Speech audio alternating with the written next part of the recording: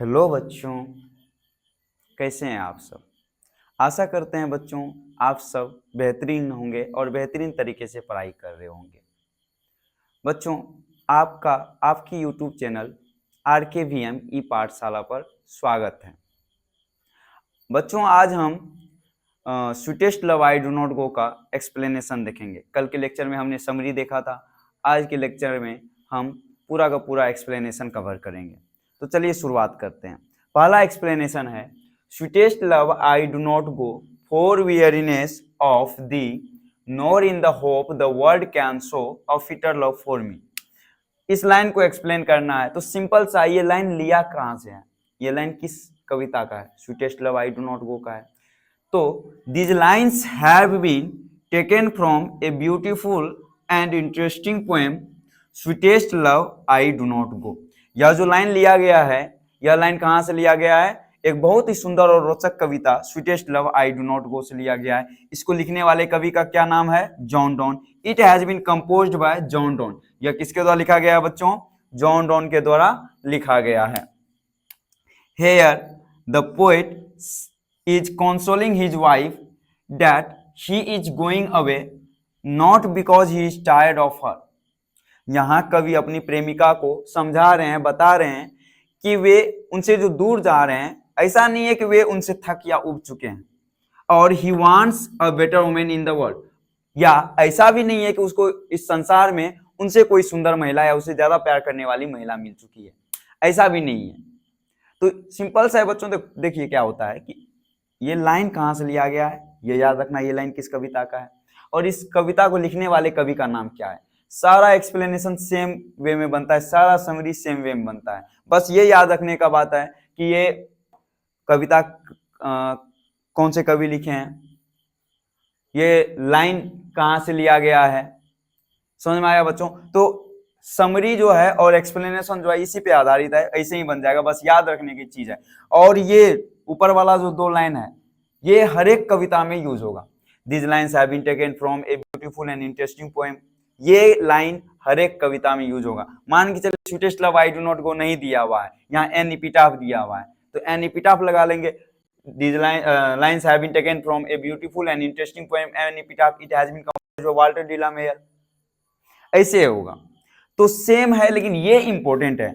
अगर आपको कुछ नहीं याद है, अंतिम का बात कर रहे हैं, अगर मान चलिए सब याद नहीं रहता है एग्जाम हॉल में जाकर के, घबराहट तो होता ही है, घबराहट बच्चों सबको होता है। अगर मान के चलिए आपको घबराहट हो रही है एग्जाम में और सब चीज भूल गए, तो आपको ये दिया रहेगा तो आप इससे भी आप आंसर बना सकते हैं। कैसे? ये पता होना चाहिए कि ये लाइन किस कविता का है, बस ये पता होना चाहिए। These lines have been taken from a beautiful and interesting poem Sweetest Love I Do Not Go। अगर ये Sweetest Love I Do Not Go का है तो Sweetest Love I Do Not Go, और इसको लिखने वाले कवि का नाम भी याद होना चाहिए। It has been composed by John Donne। अगर नहीं याद है ये नीचे वाला, बस ये जो लिखा गया है बस इसी को उतार देंगे, मार्क फुल मिलेगा, एक मार्क भी नहीं कटेगा बच्चों। अब चलते हैं अगले एक्सप्लेनेशन की ओर। अगला एक्सप्लेनेशन है, करा है, Yester night the sun went hence and yet is here today। He hath no desire nor sense nor half so short away। इस लाइन का एक्सप्लेनेशन करना है। ये लाइन कहाँ से लिया गया है? Sweetest love I do not go से। तो सिंपल सा है, These lines have been taken from a beautiful and interesting poem Sweetest love I do not go। ये लाइन और ये कविता किसने लिखा है? It has been composed by John Donne। यह किसके द्वारा लिखा गया है? जॉन डॉन के द्वारा लिखा गया है। फिर से समझिए, These lines have been taken from a beautiful and interesting poem Sweetest Love I Do Not Go। It has been composed by John Donne। यह किसके द्वारा लिखा गया है? जॉन डॉन के द्वारा। इस लाइन का एक्सप्लेनेशन करते हैं। करा, Here the poet says that the sun sets in the evening and rises again in the morning।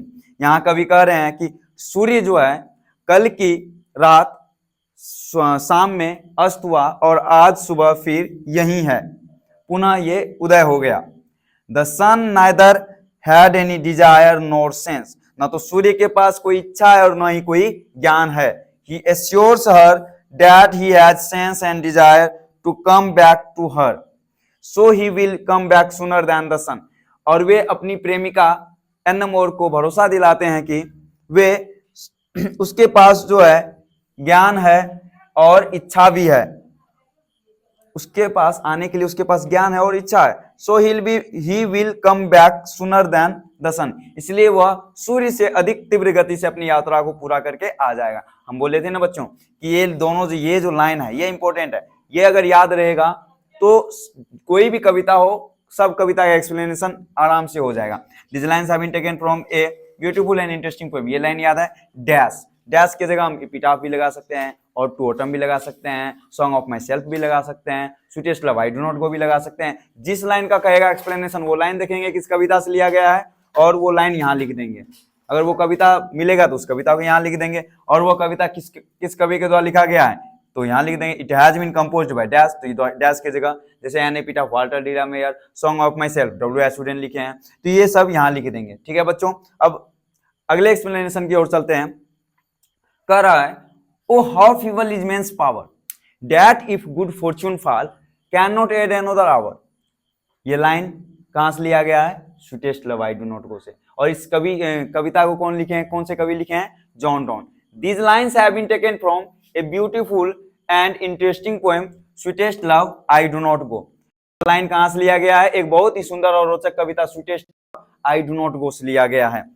It has been composed by John Donne, और यह किनके द्वारा लिखा गया है? जॉन डॉन के द्वारा लिखा गया है। Here the poet says that, यहाँ कवि कह रहे हैं man's power is very weak, मानव की जो शक्ति है ना, मानवीय शक्ति, वो बहुत ही क्या है? कमजोर है।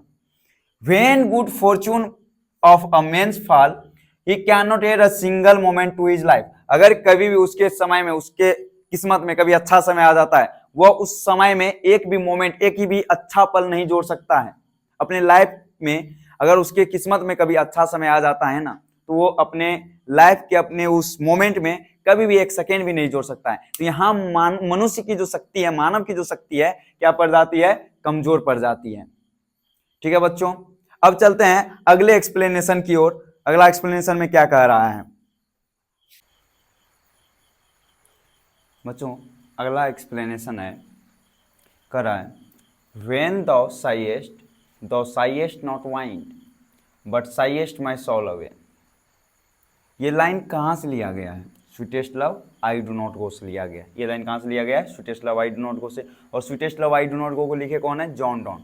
तो these lines have been taken from a beautiful and interesting poem sweetest love I do not go. यह जो लाइन लिया गया है एक बहुत ही सुंदर और रोचक कविता sweetest love I do not go से लिया गया है। It has been composed by John Donne. यह किनके द्वारा लिखा गया है? जॉन डॉन के द्वारा लिखा गया है।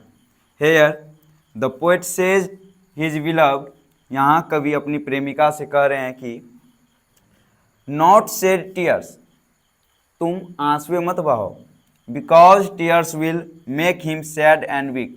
क्योंकि वो जो उसकी प्रेमिका जब आंसू बहाती है, उनके आंसू को देख करके कवि को उदासी और कमजोरी महसूस होता है, जिसके कारण वे कहते हैं अपनी प्रेमिका को तुम आंसू मत बहाओ।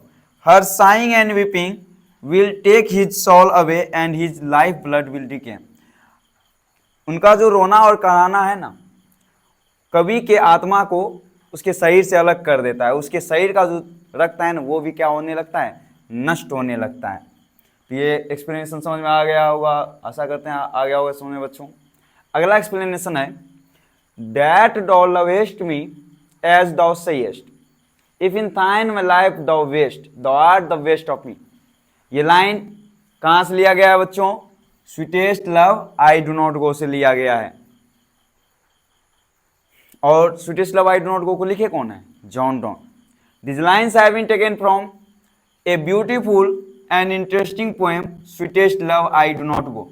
यह कविता लाइन जो है यह कहाँ से लिया गया है? Sweetest love I do not go से लिया गया है। It has been composed by John Donne. यह किनके द्वारा लिखा गया है? जॉन डॉन के द्वारा लिखा गया है। Here his beloved said that, यहाँ उनकी जो प्रेमिका है वो कहती है कि she loved him too much, वे उनसे बहुत ही ज्यादा प्यार करते हैं। उनकी प्रेमिका जॉन डॉन से बहुत ही ज्यादा प्यार करती है, वे कह रही है। He said that she had wasted his life and taken the best part of it. अब कभी अपनी प्रेमिका से कहते हैं कि वे जो है रो करके, करा करके उनके जीवन को जो है बर्बाद कर रही है, कवि के जीवन और स्वयं के जीवन को बर्बाद कर रही है, और उनके लाइफ का जो पार्ट है उसको भी खत्म कर रही है। In spite of that the speaker did not separated from her. इनके बावजूद भी कवि जो है उनसे अलग नहीं होना चाहते हैं। किनसे? एनमोर से। अब अगला स्टैंजा में देखते हैं क्या कह रहे हैं कवि। तो अगला एक्सप्लेनेशन है बच्चों, कह रहा है they who one another keep alive never parted be. ये लाइन कहां से लिया गया है? Sweetest love I do not go से। और sweetest love I do not go के लेखक कौन है? John Donne. तो देखिए इधर, they who one another keep alive never parted be, ये sweetest love I do not go से लिया गया और ये लिखे हैं John Donne. This lines have been taken from a beautiful and interesting poem sweetest love I do not go. It has been composed by John Donne. यह किसके द्वारा लिखा गया है? जॉन डॉन के द्वारा लिखा गया है। Here the poet says his beloved that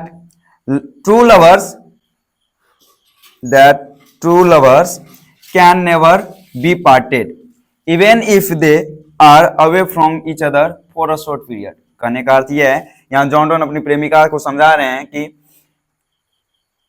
जो ट्रू लवर सच्चे प्रेमी होते हैं ना, वो कभी भी जुदा नहीं होते हैं, या चाहे वो एक दूसरे से कुछ पल के लिए सॉरी, चाहे वो एक दूसरे से कुछ पल के लिए जुदा ही अलग ही क्यों ना हो, वो एक दूसरे से हमेशा कभी भी अलग नहीं भी हो सकते हैं जो सच्चे प्रेमी होते हैं।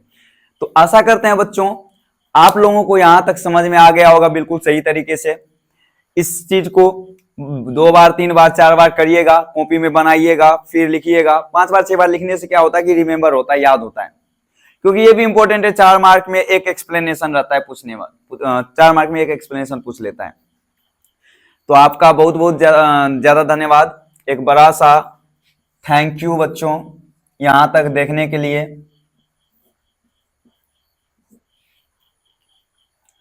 आप ऐसे ही सपोर्ट करिए, आपका बड़ा भाई आपके लिए हमेशा तत्पर रहेगा। आपको 90+ मार्क दिलाने का जिम्मेदारी मेरा है बच्चों। बस आप मन और लगन से पढ़िए, पढ़ाई करिए, अपने मम्मी पापा का नाम रोशन करिए। ठीक है बच्चों, थैंक यू।